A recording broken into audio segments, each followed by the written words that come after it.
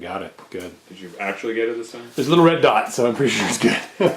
Hey, Scott here, Party Foul. We got Greg behind the camera. In today's video, we're going to talk all about Jack Marshals. It was something that kind of slipped through the cracks, and I personally don't use a lot of Jack Marshalling. I don't think, well, Greg's playing circles. Yeah, so he's don't not usually using a lot of Jack Marshalling. But I have seen it used to some good effect, and we decided we'll kind of run through each one. There's 4 different ways that you can Jack Marshal. So, aside from the special abilities that are on the Jack Marshals themselves, here's the Stormblade Captain. There are 4 different Jack Marshalling abilities he can do, all of them can do. So the first one that we're going to talk about is called Crush. I have little notes written up over here. So Crush, the Warjack can make 1 additional melee attack during its activation, and it gains +2 on all melee damage rolls during its activation. Simple, that's all it is. It's not like MK2, we won't even talk about how that worked. Just not to muddy the waters.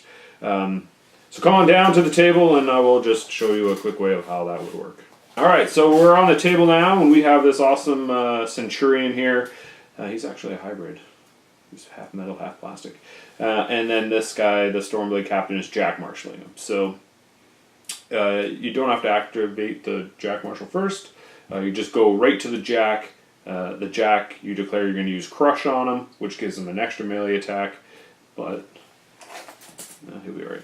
He's going to walk in because he doesn't get to charge for free. So unless you have a way of getting him focus, you don't get to charge or anything. You actually have to decide what you want to do based on the different Jack Marshals. So with Crush, he gets to walk up, make an additional melee attack. So he gets to make his first swing. He gets +2 damage on that one. Makes his swing with his shield if he was in range, and then he gets to make 1 additional attack, and then his activation will be over. With this guy, as long as they're in command range, the Stormblade Captain will also give him Reposition 5. That's a special thing that's on his card. So then he could then back up 5 inches. Alright, so that was Crush. Now, we're on to Hurry. So again, we're still here with the Stormblade Captain. Hurry. The Warjack can run, charge, or make power attacks without spending focus. It gains +2 on charge attack rolls and slam attack rolls. So it's not a buff for damage, it's just a buff to hit. But this will then allow you to get the extra distance you need to make it to your target. So again, come on down to the table. Alright, so now we're down at the table. We're doing the second Jack Marshal ability. So we're still here with the Stormblade Captain, and he can do all 4 of these abilities. So we're now going to do Hurry. Hurry lets the Warjack run, charge, and make power attacks without spending focus. So again, he would declare a charge this time. He would get to move his extra distance, charge over to here, make his attacks as normal. He also gets +2 to hit on his charge attack rolls and slam attack rolls, but not his additional attacks if he had a way of getting focus. Again, with this guy, he's got Reposition 5, so at the end he would then position him back again. And the model has to be in his command at the end of its activation. As long as he's in command. Yep. And also to note, when you set this in your army with War Room, when you select him, it's much like a Warcaster. You have to then add the little attachment, and then you put the Warjack on him, just so it's properly accounted for. Alright, the third Jack Marshal ability is called Strike True. Sounds very impressive. This one is very simple. Warjacks gain +2 on all attack rolls during its activation. That's it. Pretty simple. I don't even need to do a demonstration on this. So again, the model doesn't get a charge or anything unless you have a way of getting it focused or it charges for free. But then it gets +2 on all of its attack rolls during its activation. And that's anything from melee to ranged. So it's just any time he's going to make an attack roll, you get to do that. Simple. Again, not going to show you that one. It's pretty easy. So the fourth and final one that you can do is, did I miss one? Strike 2. Take Aim. So Take Aim would probably be done, obviously, on something with a gun. So bye-bye Centurion, hello Dynamo. Take Aim. Warjacks must forfeit its movement to aim. It gains +2 on all ranged damage rolls. Pretty impressive. You want to see how that works? I mean, sounds pretty easy. Let's come on down.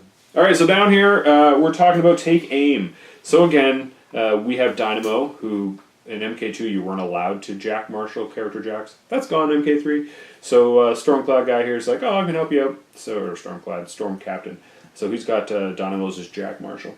So again, he forfeits his movement to aim. So now he gets his +2 to aim, goes up to Rat Ridiculous. And then he gets +2 damage on all his range attack damage rolls. Now, Dynamo's got a special rule where every time he hits, he gets to shoot again up to 4 times.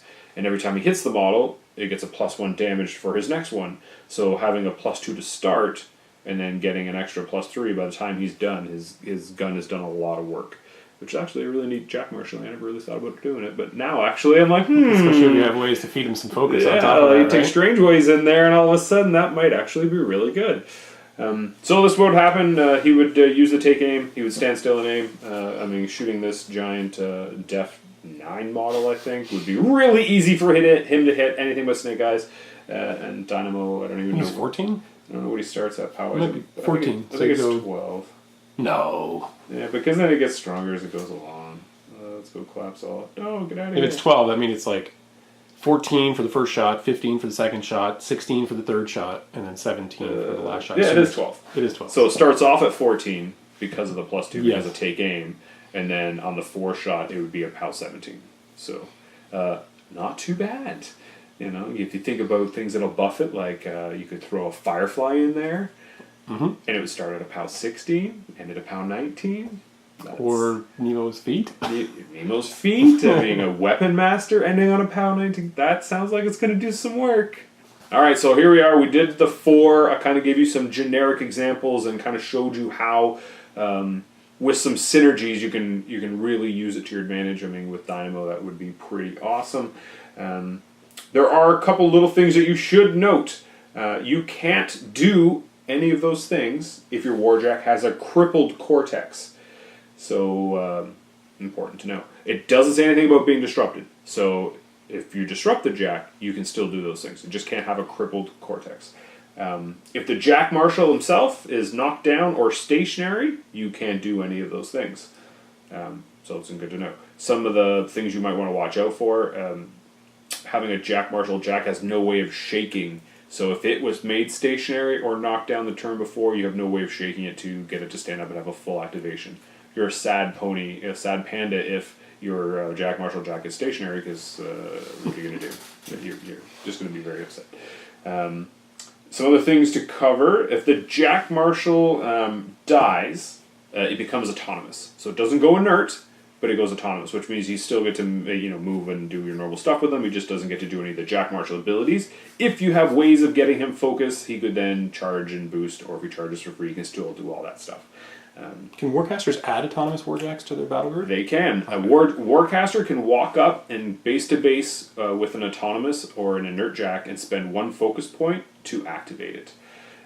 Same thing, if this guy was autonomous or inert, a Jack Marshal can walk up and forfeit its action to either take it under its control, unless he already has one. They can only ever have one. So if he already had the Centurion, but for whatever reason this guy was inert, he can walk over and just make it autonomous. He can't add it to his battle group because of that.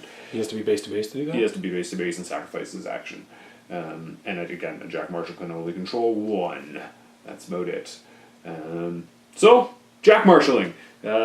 See if you can break it, because I think I'm actually going to maybe do some Nemo 3. It seems kind of interesting, the fact that you can do stuff while a model is disrupted, and it seems like disruption seems to be a strong way to control Warjacks right now. To be able to give it to do other stuff, that sounds actually pretty good. Yeah, I think I want to explore this Dynamo interaction with the +2 damage. Is he like 18 points or something? Dynamo's up there, yeah. Yeah, he's pretty high. I mean, normally with Jack Marshals you want to take fairly inexpensive Jacks, so the risk is less, but if the synergy's high enough, then maybe it is worth it. Very interesting. Yeah, I was saying, ending with a POW 19 Weapon Master. That sounds pretty good! Yep. Thing's gonna die! Thanks for watching.